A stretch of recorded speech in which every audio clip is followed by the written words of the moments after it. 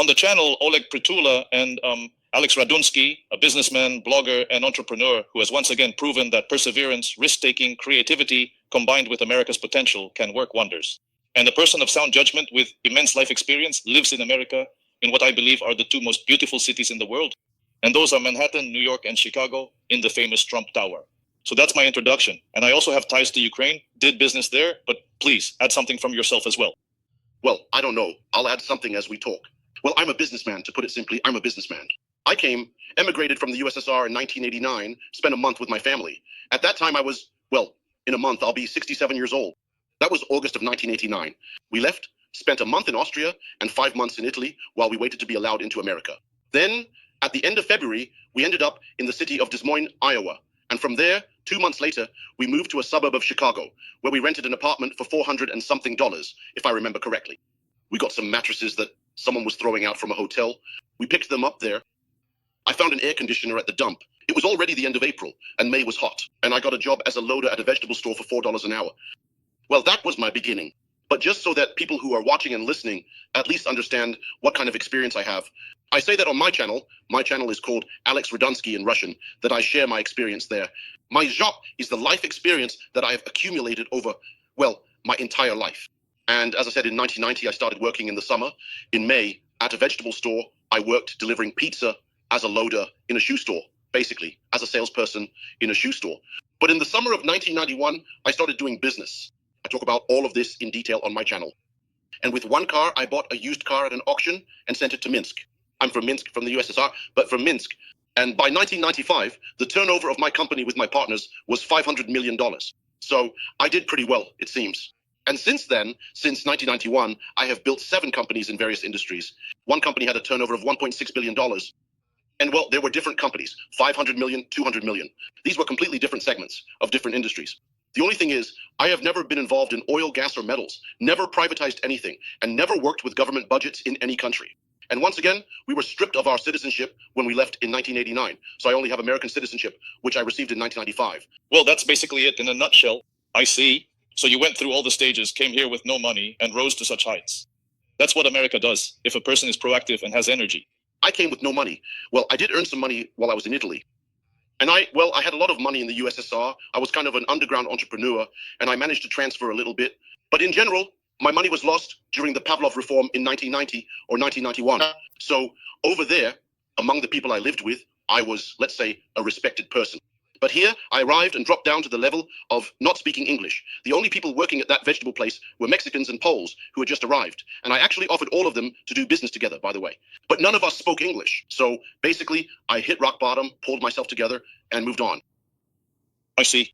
And tell me, please, you're currently in Chicago, as far as I understand, right? Yes, I'm in Chicago now. Tell us, because it's really interesting. Trump wrote that crime in Chicago is completely out of control. 6 people killed, 24 seriously injured, just last week. He literally wrote that just an hour or two ago.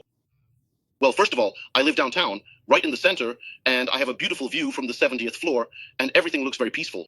But we know that shootings don't always happen right in front of your face. They do shoot, mostly they have shot. There's the so-called South Side of Chicago, that's South Chicago, and there are gangsters, mostly black and Mexican, fighting over drug markets. And in the process, they end up shooting others in the city, where everything seems comfortable, but you can still get caught up in it. And there are a lot of people who have gotten cocky, who think they've got the world in their hands, especially after BLM happened. And I warned that when BLM started, they let the genie out of the bottle, and it would be very hard to put it back in. And to this day, they still haven't managed to. And COVID, which disrupted the mentality of a mass of people who now wander around America, making life difficult for everyone, and nothing much is being done about them. I still hope that with Trump, things will be much stronger, much better. But in Chicago, the situation is like this. You watch TV, and just like everywhere else, there are killings. But here's a specific example. Yesterday, I went out for a walk in the evening, and not far from me, maybe 5 blocks away, I hear a roar. And I used to be a co-owner of a Formula One team, so I know very well what Formula One cars sound like when they roar. So 5 blocks away from me, there was this roar. And this car, they had put in some kind of souped up engine. And then it caught up with me. I showed them this gesture. Well, the noise was just incredible. And so it kept driving around the city while I was walking. And the whole city was shaking from the noise. I went up to a police officer and said, "What's going on? Why aren't you arresting this person?" He said, "The mayor passed a new law. It used to be forbidden, noise and so on. But now he allowed it, so it's permitted." So this mayor, I don't want to call the mayor names. His name is Mayor Johnson. He's black. And he goes around telling everyone that out of the 30 top managers on his team, all 30 are black. So Chicago is run by black people. I'm not a racist, but just in Chicago. Yes, there are a lot of black people in Chicago. They're on the South Side. By the way, it's okay to say black. I gave an example in one of my reels where there's this guy, Floyd Mayweather. He's an outstanding boxer. And when they told him, he really went after them. And he says, "Don't call me African American. I've never been to Africa. I'm black." He says, "I'm black." So it's perfectly fine to say black. So black people make up 30%, well, of Chicago. The mayor's 30 top positions are all black everyone. The prosecutor, the chief of police, him. At the same time, this mayor, as I was told, wasn't even a teacher. He was promoted by a union activist. And to this day, no one understands how he became mayor. I think he's an idiot. Remember, there was that movie for kids. Well, not really for kids, more for older people. We'll Live Till Monday. He says, "You're an idiot." He replies, "No, I'm just an eye." He asks, "What does EO mean?" He answers, "It means intellectually disabled." So I think the mayor of Chicago is an idiot, and the governor of Illinois, Pritzker, is a scoundrel. And now, these two people are running things on behalf of the citizens of Chicago. They say that Chicagoans don't want the National Guard to be brought in here. At the same time, just the day before yesterday, this mayor passed a law not to assist, but to oppose. The police are supposed to oppose the National Guard or ICE. And Trump said that if that's the case, we'll bring in even more Marines. I think that because these two idiots are showing off, it's become, in my opinion, a personal war in America today. Just a personal war between Trump and these two people.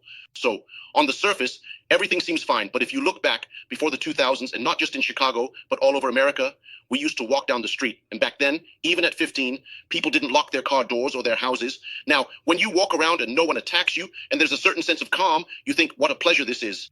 Why should I feel pleasure just because there's a sense of calm? I want calm to be the norm in life, not something where you occasionally think, oh, great, no one is attacking me, as if we're living, well, I don't want to say it. We'll talk about Ukraine and the war separately. I want to connect the information. These are the same Pritzkers, the same family as the Pritzkers from BlackRock who came to Ukraine to negotiate with Zelensky. I think that was exactly the moment when they were trying to divide up Ukraine, but it didn't really work out for them because Trump became president. I think he'll push both her and that mayor aside. And the kind of order that Trump has now established in Washington, where people, even acquaintances say this, can actually walk down the street wearing a watch. My wife says she made a rut, no questions asked. Can you imagine that, Oleg? By the way, Oleg and I met just a week ago. Oleg suggested we switch to Ty, the informal you, maybe because we're about the same age and similar, so I'm happy to use Ty. Can you imagine that, Oleg? You say, you put a watch on your wrist. Where has that ever been seen? Wearing a watch on your wrist, that's already an act of bravery, or she put something around her neck. That's what it's come to in America, you see, that this is considered an act of bravery. Pritzker is a representative of the family they own, that is, Hyatt is theirs. They're billionaires. He's a billionaire too. Their fortune, I don't remember exactly, but I think it's around $3 billion. Well, as Trump said, that he was kicked out of business and got into politics. Well, God willing, may he get kicked out of everywhere, really. He should have tried living and earning a living for himself instead of every time I see him, I almost feel sick. Yeah. Well, that's the Democrats for you. They're all of them are just so bland, always bogged down. I was friends with the mayor of Chicago, Richard Daley, and I met him in 1998. I never asked him for anything, never for any favors, but I did invite him a few times. Once again, I should tell the listeners that I lived in 1991, I returned to Minsk to do business. And from 1992 on, I was already living between Moscow and Chicago and doing business. By 1992, I was also supplying used cars to Ukraine. And starting from 1993, for example, I had a partner in Kiev. I was a distributor for Philip Morris. I had a dealer, and the logistics for me were handled by the company Bolshaya Medveditsa, for example, in Kiev for Philip Morris. That was Dima and Oksana Ilmanov, and that was already from 1993. And Redford was my distributor in eastern Ukraine. They were from Dnipropetrovsk, and in the west, there was another distributor. So yes, I was involved in construction, both in Kyiv and in Odessa and in Lviv. So I understand what's happening in Ukraine, so that if we talk about Ukraine, no one says, but aren't you from Belarus? Yes, you lived in Moscow, but I also lived in Kiev. I rented an apartment on Horodetskoho. I used to go there. I had an office in Mandarin Plaza, and I'm a big fan of Passat. I used to go to Volkovsky for breakfast in Kiev all the time. I mean, I love Kiev and Odessa. I really love Ukraine. But what's happening there? Of course, well, let's not talk about that. Yes, but I want to emphasize that you and I, why it's so easy for us to communicate, is because we've been entrepreneurs our whole lives, and we've never been connected to the government anywhere. That's a big difference, because those oligarchs and so on, if you're connected to the government, that's a completely different story. Sometimes they call themselves entrepreneurs, but they're not entrepreneurs. I would call them schemers, although there are different kinds of people among them. I also have acquaintances because I had a clinic in the center of Kiev, so I know all these deputies and all the wealthy people in Ukraine and so on. But here's my question. I want to shift a bit towards geopolitics, and your opinion is very important. Right now there's a gathering of these KGB communists in China, where Xi, then North Korea, KGB agent Putin have come together. And India is also involved, of course, even though 50% are under sanctions.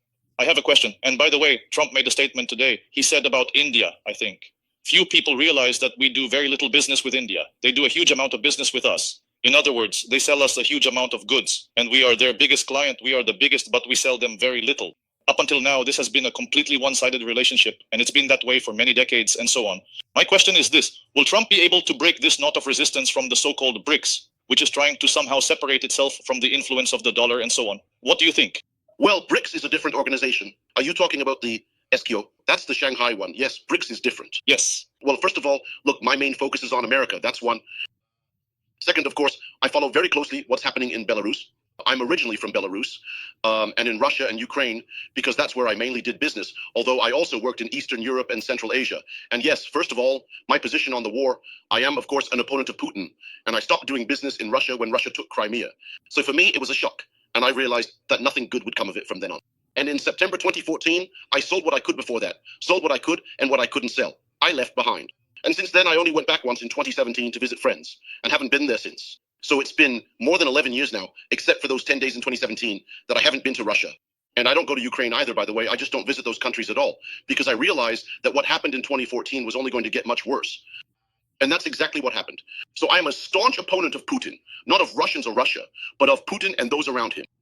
Well, I also have opinions about Zelensky and other people, because I still keep up with things, and I'm in America, and if you think it's necessary, we can talk about that too. Regarding this SEO meeting you mentioned, where you said communists and socialists gathered, well, since I'm not an expert in many things, that's for sure, I can only reflect and share my opinion, just reasoning logically about what's happening. So logically, right now in China, they've gathered, China with a population of over 1 billion, and The sound cut out a little. yes, It's no big deal. I'll go ahead and share my opinion on this. I think Alex will reconnect soon, because geopolitically, it turns out that right now socialists, communists, and these leftists are trying to somehow oppose Trump and, in general, the conservative wing of America. You're back now, right? In the meantime, I'll share my thoughts on this. you told me to turn off my phone, and I thought I did, but someone still managed to get through. It's fine. No problem. You can go on. I just want to share my opinion on this, that China, together with its vassal Putin and its vassal Kim, and now they've also brought India into this campaign. Geopolitically, they want to oppose the conservative wing of America, and really just common sense.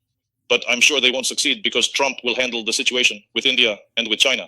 And Trump has always had the goal of separating China from Russia, or Russia from China. But right now, the process is underway. Those who criticize Trump for not being able to resolve the issue for so long, and who keep attacking him with all these narratives, I believe he has accomplished a great deal. He did a lot of groundwork before actually tackling this issue. He made deals with the Arab countries, negotiated with those European socialists, got them to contribute 5%, and then also worked with the entire East, including Japan, the Philippines, and so on. He used these tariff agreements to turn them into allies. That's why I think this noose around Putin's neck is tightening. But of course, communists and socialists all over the world will strongly resist this process. And what do you think? How quickly will Trump be able to overcome this resistance? Well, first of all, I don't consider Putin either a socialist or a communist. He's a fascist. That's closer. Honestly, to me, socialist, communist, fascist, they're all synonyms. I mean, they're different things, of course. They're different. But let's get back. There's China, over 1 billion, India, over 1 billion. There's Pakistan, Russia. Well, first of all, there are the former Soviet republics. Asia, that's Tajikistan. Now, Armenia and Azerbaijan have announced that they want to join as well. So there are about 20 countries there. It's a very strong union, including in terms of population. And so who is opposing them? Europe, a weak socialist Europe,